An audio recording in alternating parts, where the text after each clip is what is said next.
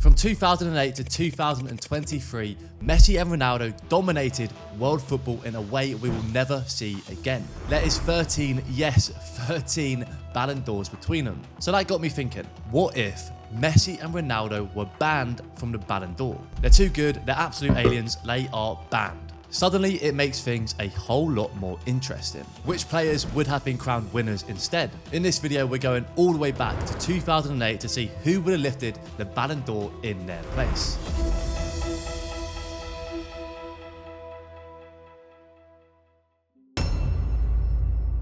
This was the year it all started. Ronaldo was the clear winner of his first Ballon d'Or after a monster season, scoring 42 goals in all competitions. But with him and Messi out the picture, it would have been Fernando Torres, a striker who probably doesn't get the praise he deserves. He's remembered heavily for his Chelsea days that weren't so great, but in the 07-08 season, his debut season for Liverpool, this guy was an absolute joke. Ridiculously fast, powerful, and finishing absolutely everything. 33 goals in all comps, 24 of those coming in the Premier League. But when we're talking about Ballon d'Ors, yes, stats are obviously important, but for me, it's the moments that matter the most. What did the player win and how pivotal was that player in those wins? And that year, Fernando Torres was the difference in the Euros final between Spain and Germany. It was a close game that could have gone either way, but it was Torres' winning goal that was the difference. And it was a typical Torres goal you would have seen plenty of times. The ball goes through the defence, Torres outpaces everyone, and a cheeky little chip over the top of the keeper. Beautiful stuff,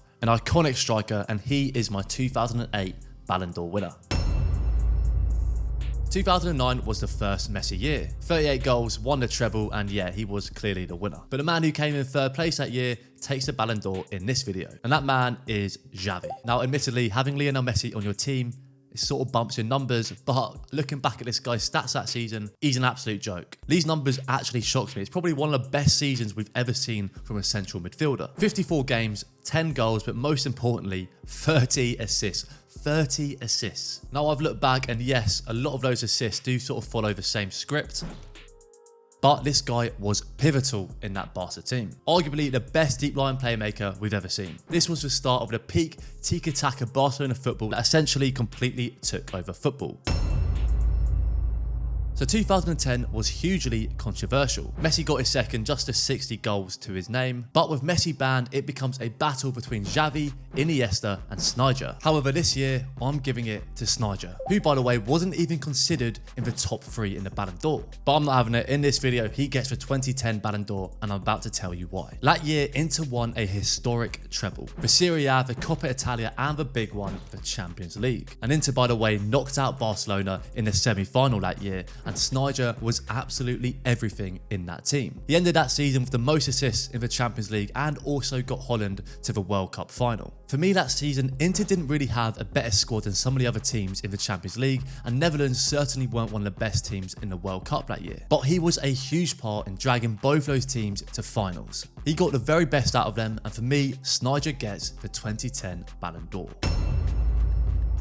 Messi got his third this year, and Ronaldo and Messi both got 53 goals in all comps. But if we're forgetting them, Rooney, Vidic and Alonso all had a claim to the throne. But if we're being real, this year was a battle between two teammates in Xavi and Iniesta, and I'm going to give it to Xavi. The truth is, they're both incredible and worthy of that third spot in the Ballon d'Or this year. The only reason I'm picking Xavi again here is because he was slightly, and I mean very slightly, more important. Now don't get me wrong, they were both extremely important to that side. But Xavi in that position was able to completely dictate the play of the game and controlled every single match that Barcelona seemed to play. On top of that, he played more games and was just slightly, very slightly more consistent than the brilliant Iniesta. So for me, he just edges it, and Xavi is your Ballon d'Or winner in 2011. So any guesses for this year's actual winner? Yep, you probably guessed it. It was Messi for the 4th time in a row. And yeah, I think it's fair to say it was for a pretty good reason.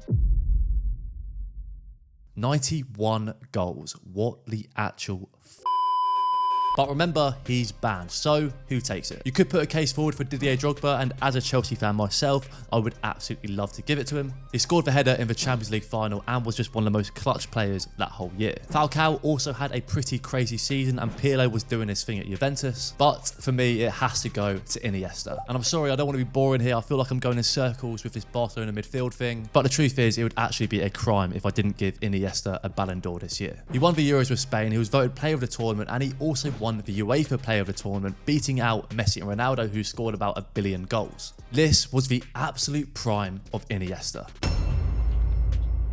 Ronaldo was back at it this year, securing his second, breaking the Messi streak. Well, he finally did. But without them two, Frank Ribery would have been the clear winner for me. And some people will actually argue that Ribery deserved it that year for real. Now, I don't personally agree, but I do understand the argument. That year, he was on fire. He was an absolute monster in that Bayern team. And I mean, what a team in general. Probably the best pair of wingers we've ever seen. That year, Bayern won the treble. They beat Dortmund in a tense Champions League final against their biggest rivals. And throughout the whole tournament, Ribery was electric on that left-hand side. He was a player of the tournament and had the most assists in the whole competition. Plenty of pundits and fans argued his case for the Ballon d'Or, and I can see why.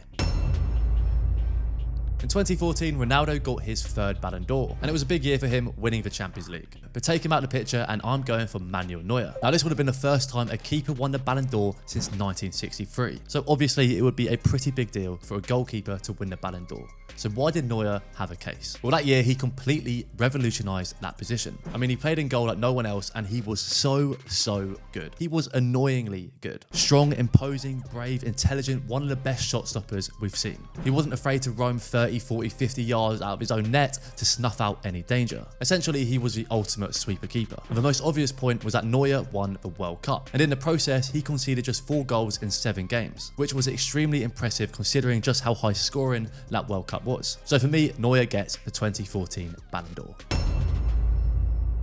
2015 was another Messi year, and that's number 5 for Lionel Messi. I'm very greedy. And this was also the MSN year, Messi, Suarez and Neymar. Potentially the best attack we've ever seen. And Suarez and Neymar are my 2 contenders for this year. Suarez with 40 goals for the Liga top goal scorer, and Neymar with 39, but his creativity and flair were just on another level. And that for me is why Neymar is getting the 2015 Ballon d'Or. And to be fair to him, he did actually have a pretty serious case against Messi. Barcelona were missing Messi that year for 2 months, and it was Neymar who actually stepped up in that Barcelona attack. He put the team on his back, scored crucial goals and set up plenty more for Suarez. Barca won the Champions League that year, and Messi and Ronaldo both managed to score 10 goals in 12 games. But Neymar did the exact same. And the difference was that Ronaldo and Messi did it mostly in the group stages, whereas Neymar's goals came in the knockout stages at more crucial points. He was incredibly impactful that year, potentially the best we ever saw him.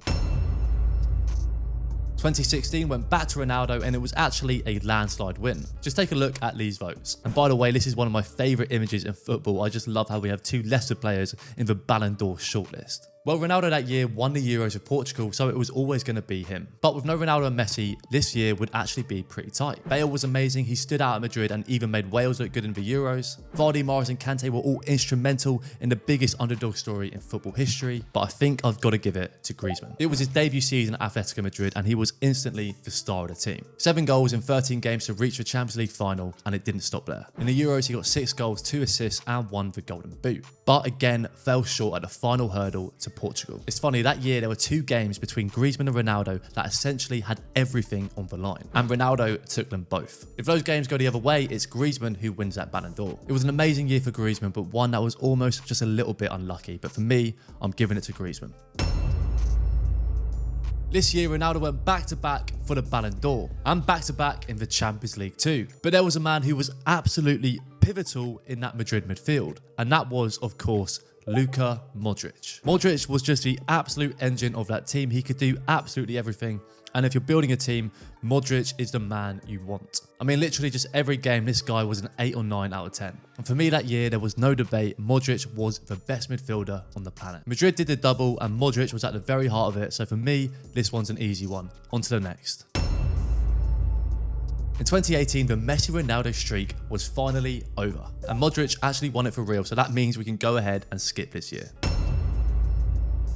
This year has been labelled by some as a robbery. Messi gets another, but Van Dijk was actually just 6 votes off. It was the closest in history between first and second place. So if Messi was banned, I've definitely got to go ahead and give it to Van Dijk, and here's why. In his first full season, Liverpool had the best defence of the league, conceding just 22 goals. I mean, he was comfortably the best centre-back on the planet, and he has the stats to prove it. Between March 2018 and August 2019, he made 50 appearances and was never dribbled past once. He literally never got dribbled past. I can't actually wrap my head around for a whole year how a centre-back doesn't get dribbled past at least one time. Liverpool also won the Champions League that year, and for me, Van Dijk will go down as one of the most influential Premier League transfers of all time. The guy completely changed that Liverpool defence, and not only that, he made the players around him look 10 times better. So 2020 was actually a very strange one. It was actually cancelled due to COVID, and Robert Lewandowski was essentially completely scammed. I mean, this year would have 100% been his. 55 games, 47 goals, the UEFA Player of the Tournament, won the treble. I mean, it's not bad, is it? So 2021 is interesting because this is where Ronaldo starts to get sort of phased out. Messi won his 7th. Good Lord, he's done it again. But with no Messi in the picture, there's 3 contenders: Lewandowski, Jorginho, and N'Golo Kante. And if you're not counting Messi, Lewandowski was probably the fan favourite. He had another monster season, just countless goals. But you have to consider Jorginho as well. He won the Champions League with Chelsea and won the Euros with Italy, and he was a key player in both of those teams. However, and I may be a bit biased here because I absolutely love this bloke, but I'm giving it to N'Golo Kante. Now, I do absolutely love Kante. I think he's one of the best midfielders ever. But to be fair to him, this season he proved it's not just the defensive things that he's so good at. Now, don't get me wrong, he's an absolute joke when it comes to the defensive side of his game, probably the best in the world in that role. But this season he showed he was more than capable of doing all the other things too. N'Golo Kante is technically better than a lot of people were giving him credit for. For me, he was arguably the most important player in that Chelsea Champions League side, so I'm giving it to N'Golo Kante. 2022 is another year we'll skip because Benzema managed to win it. It was an absolutely crazy season for him. 44 goals in 46 games, almost a goal every single game. So you can see why Benzema managed to nick one off Messi and Ronaldo. The last time Lionel Messi won the Ballon d'Or was in 2023. 8 Ballon d'Ors to his name. You will never see something like that ever again. The longevity of that man's career is literally just, it's not human. But who would have won it this year if he was banned? And it is, of course, the man Erling Haaland. And I'm sure it's only a matter of time until this guy gets one of these trophies for real. But to be fair, he actually came very close that year. Manchester City won that famous treble, and Erling Haaland's numbers were completely out of this world. 56 goals, 9 assists, and he was the top scorer in the Premier League with 36 goals. The highest individual tally in a season ever, making Harry Kane's the runner-up with 30 goals looking completely ordinary. Any other year, this man wins the Ballon d'Or, but unfortunately for him, Lionel Messi exists. And that's it. That's all the years wrapped up, and I think this video probably just shows you how insanely dominant those two were. But their time is over now, so let me know over the next decade which players will dominate the Ballon d'Or. Would it be Haaland, Mbappe, Lamine Yamal, or somebody else? Let me know in the comments below. And if you made it this far, thank you for watching, have a good day, and I'll see you on the next one.